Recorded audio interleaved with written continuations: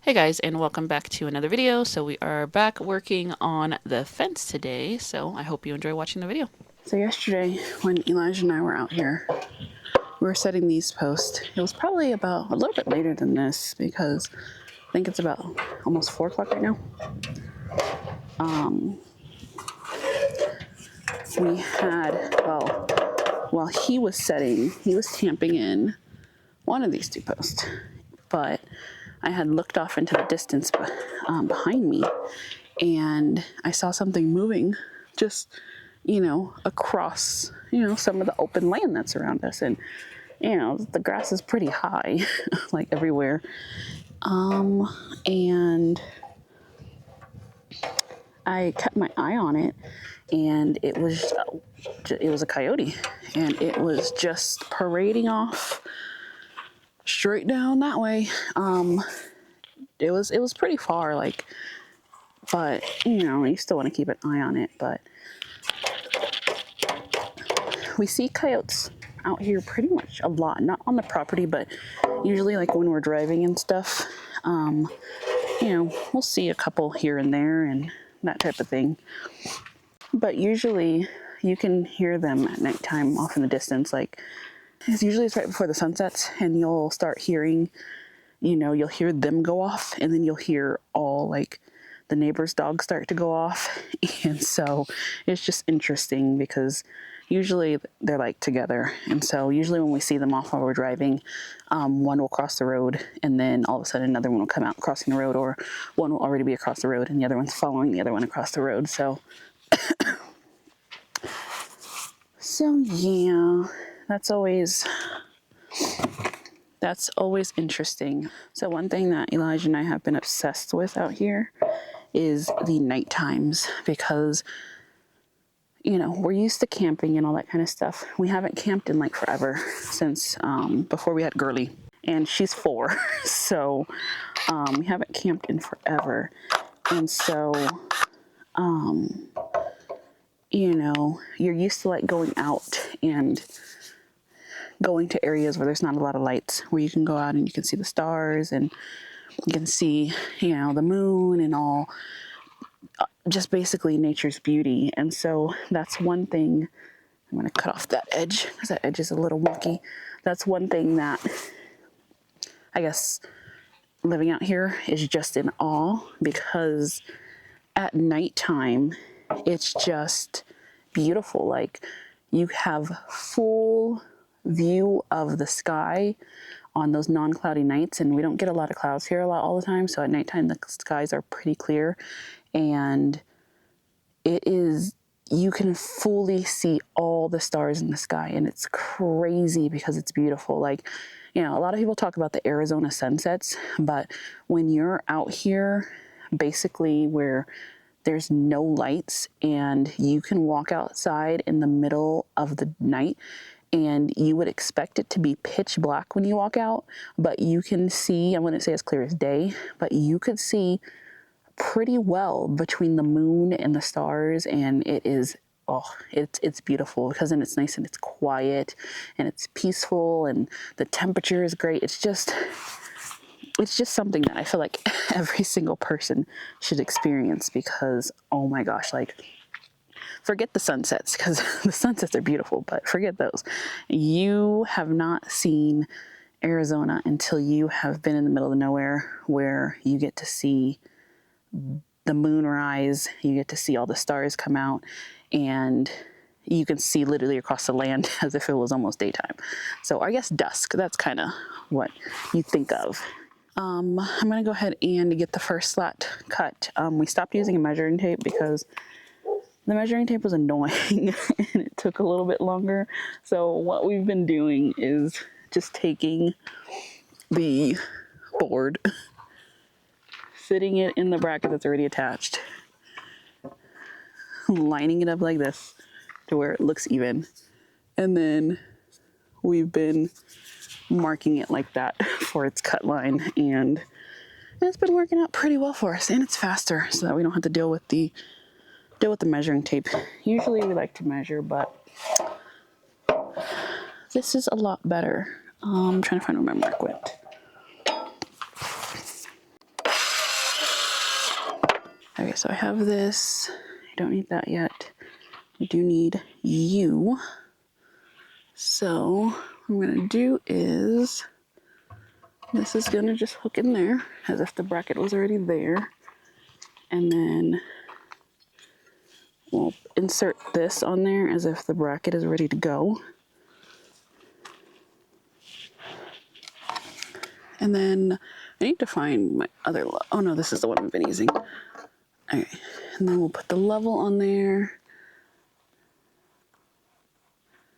And then I'll level the board, and we're gonna have to do probably another step up on this side because I can almost see over the board.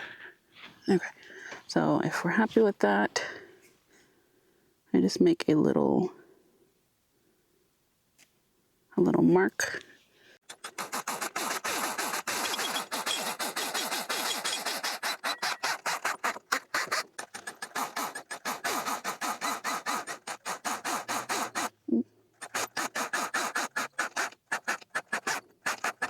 So let's try our board in there and let's see if we did good.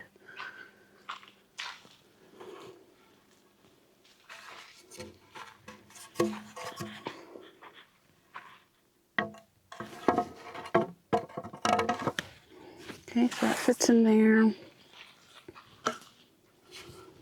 We're just gonna double check this one more time. And that is pretty good. Okay, so I wanna leave the one that goes on this side at the same level, the one that goes next. I think it should be fine because I want it to be at least cohesive to where our first step up, we had 7 sections before we had to do a step up where I couldn't see anymore. And then we did 3, and then we had to do another step up. So I think I would prefer to do another 3 and then a step up and at least have it a minimum of 3. If it's more, it's fine, but minimum of 3. So I'm gonna grab another board so that we can get this next one attached.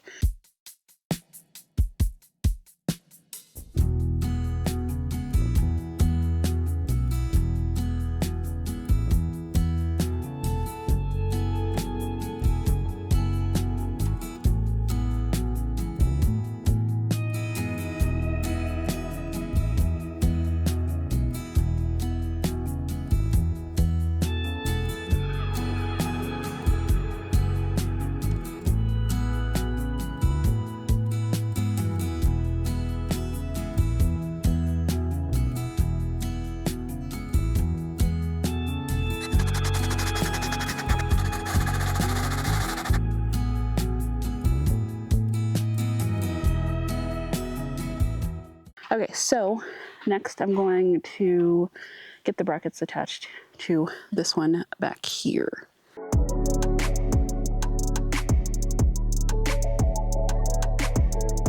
Okay, so pretty much what we've been doing in order to get these a little bit better than eyeballing it is taking our mini level and then matching it up as best as possible with the one side that's up. And then you just move your level until you're happy with where it's at. Okay, go up just a tad bit right there. Okay, and then we've just been putting like a little notch with the screw on one side. So then all I have to do is just come over and line up that notch eye level and then just screw it in. So I'm gonna grab the screwdriver. Okay, so I'm just gonna eye level that back up. And that looks pretty good to me. A little bit right there. And then you just wanna make sure you get, sorry if my head is blocking, I'm trying to see. I wanna make sure you get that in where the middle is. We have that one nice and tight, and then we will bring over our level, and then we will level that out. And then this does tend to want to move occasionally. So sometimes the bracket will not be perfectly level, but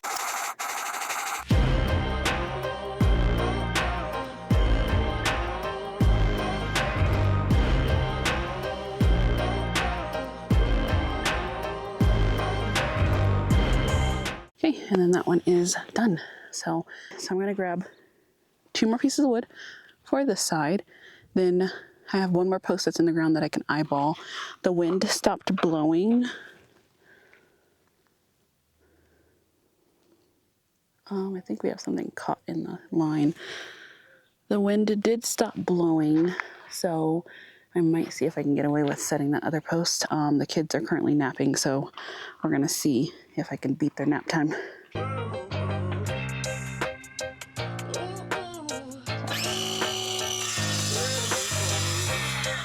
So we've been making plans for the house foundation and getting everything in, you know, basically getting everything together so that we can get everything that we need to start the house foundation.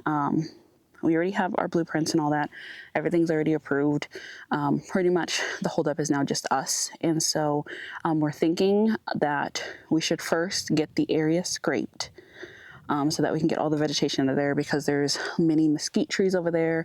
There's yuccas over there. Just a bunch of stuff. So we're gonna scrape out the area first. So we're probably gonna end up doing that. And then once we scrape the area, our plan is to rent an excavator, dig out all the footers for everything that we dug out for.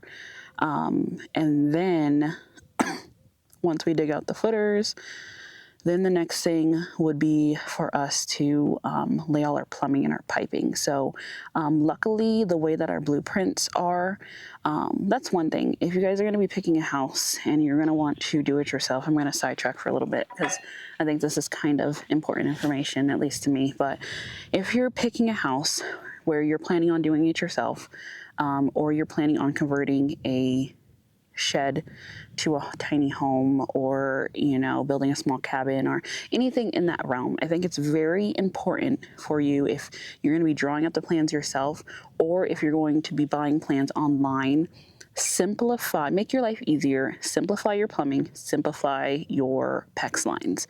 One thing about our house plans is that the plumbing and the PEX lines are very, very simple. We only have to use the minimum amount, because the way that everything flows into each other, it's seamless. Like from the kitchen, we just have one line, it goes straight out of the house and connects to the bathroom line and the laundry room line. And those are just simple, just straight lines also. So try and make it easier on yourself. And the same thing with the PEX lines. The PEX lines are just straight shots.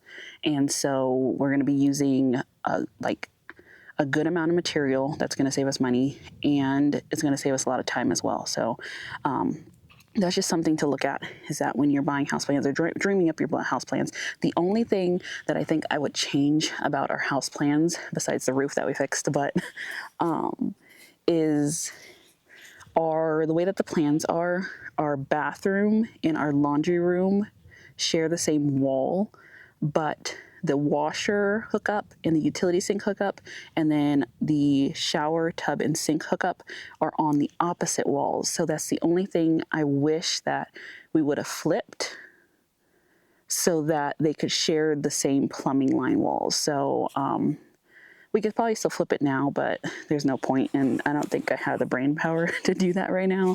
So we'll just leave it as is. We're already using a good amount of material. So, but before we start digging or any of that out, I think the main thing is to get it scraped.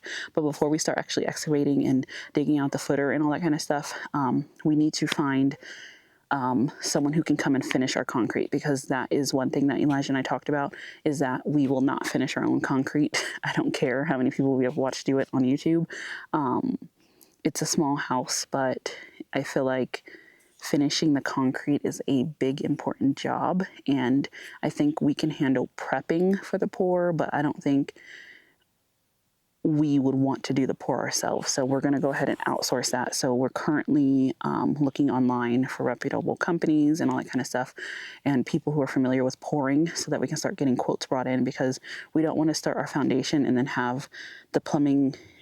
We don't want to start a foundation and then have the footers just sitting there exposed while we then go and vet different companies to come and pour our concrete. So we want to make sure that before we even dig anything, that we have our concrete people lined up with our quotes, and we already know who we're going to go with, because I think that's kind of important. So sorry, but side note.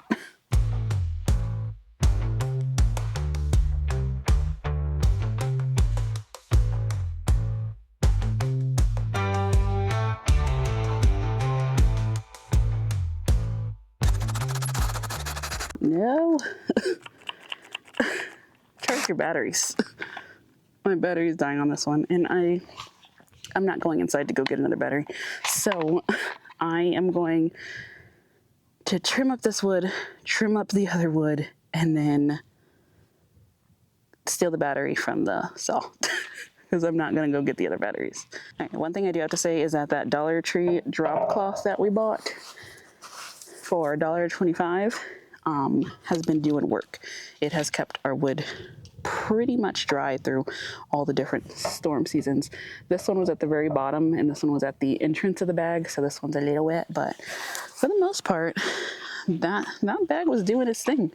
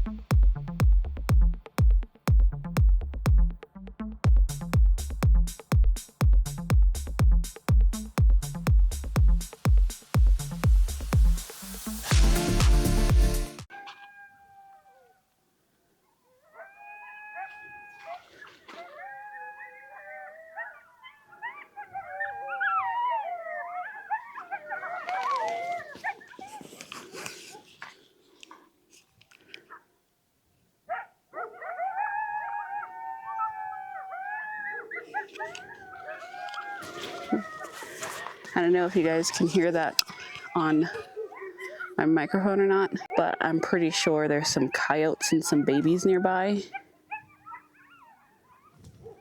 There is some baby coyotes and some coyotes that are howling over that way, and I'm pretty sure they're a lot closer than I think. So I'm gonna get these two brackets attached. These are going to be a step up, so I don't have to worry about measuring. And then I'm going to go inside, because I'm pretty sure the kids are about to wake up anyway. So I need to get inside and get the camper a little bit cleaned up from their toys and stuff, so that I can start making dinner. But yeah, let's go ahead and get these attached. Okay, so with all the step ups that we've been doing, we've been pretty much just eyeballing how high we want the step up to go. And it's been working out pretty well. So with this one, I think I'm going to take it up to probably about here. I would be happy with it being there. So yeah, that'll be nice, because then that'll put the board back here, and it gives us a little bit of wiggle room before I start to be able to see over the fence. Isn't that like a great measurement? Isn't that a great way to measure? It's just going by whether or not I can see over the fence or not.